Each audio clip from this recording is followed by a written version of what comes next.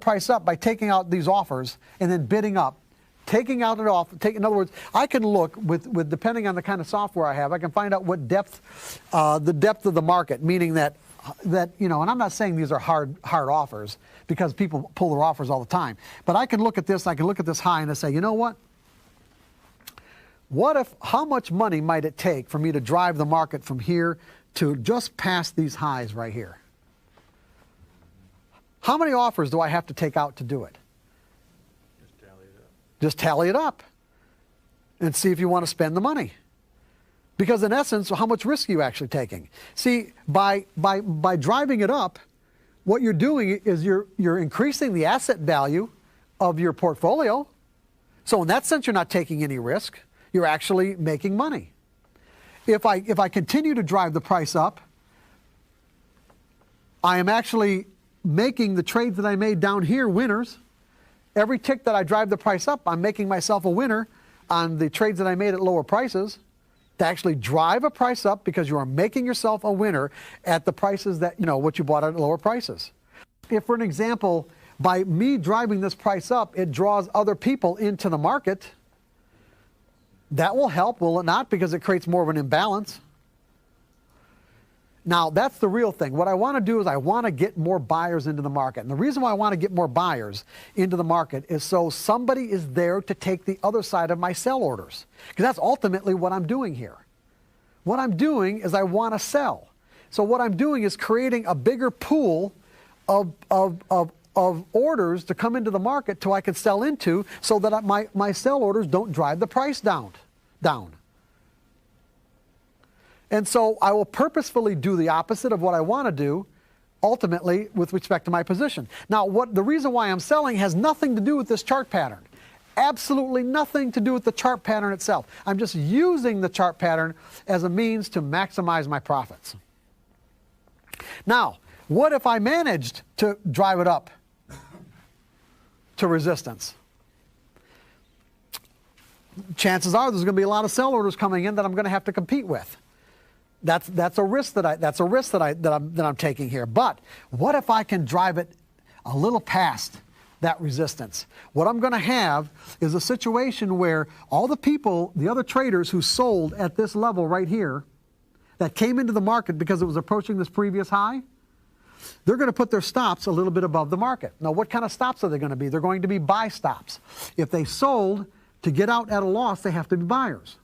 If I can drive the market to those buy stops, I have given myself an instant pool of orders to take the other side of my trades and get me out at maximum profits.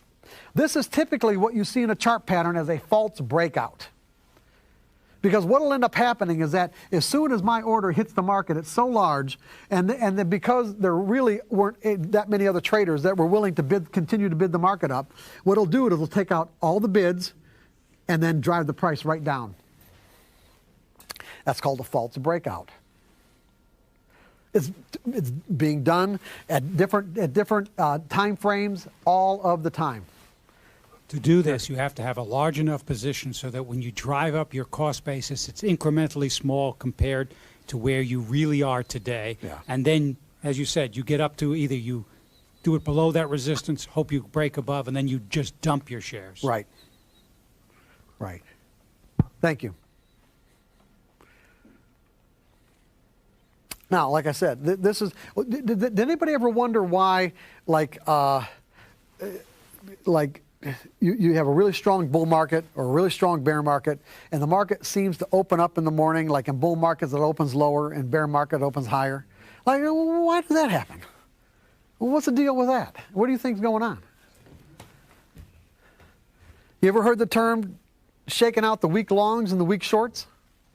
That's what dynamic traders are doing. They're shaking out the weak longs and the weak shorts. In other words, they're taking their spot.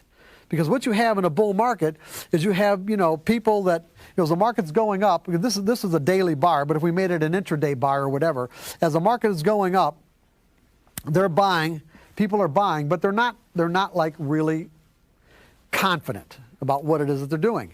Now, in the morning, before the market opens, there might not be that many bids In other words, after the market opens, there'll be more bids that come into the market, but before the market opens, there might not be that many bids. So if there aren't, what these dynamic traders will do to take advantage of this is they'll hit those bids. In other words, they'll sell into those bids, drive the market down, and then when the market opens up, all of the weak longs, meaning people who aren't that confident, will start to get a little frightened. And to get out of their position, what do? They have to sell, and these other dynamic traders will take the other side of their sell orders to buy and increase their position, and the market goes right straight back up.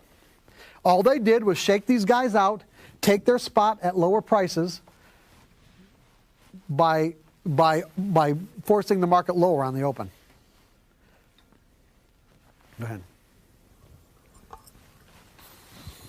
Isn't this an argument to either not use? Let's talk. No. It is not.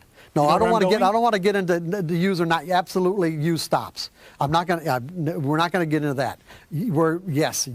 As mechanical, passive technical traders in the mechanical mode, this is not in any way saying that you should not use stops. Absolutely, it's a disastrous thing to do. Not use stops.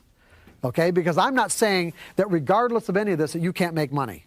All I'm doing is giving you examples that there are people out there who will drive prices up and offer them lower, that they have the psychological and financial resources to do it. And the reason why I'm making so much emphasis is that the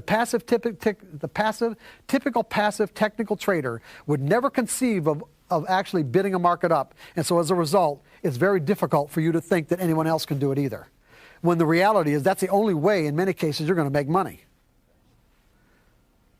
And so the point that I'm making is that you're trading off of a mathematical formula. Literally, and this mathematical formula, what technical analysis does is it gets into the collective mind of the market. In other words, every tick, every uptick and every downtick is information. That information is accumulated and mathematical principles are applied to it. There are actual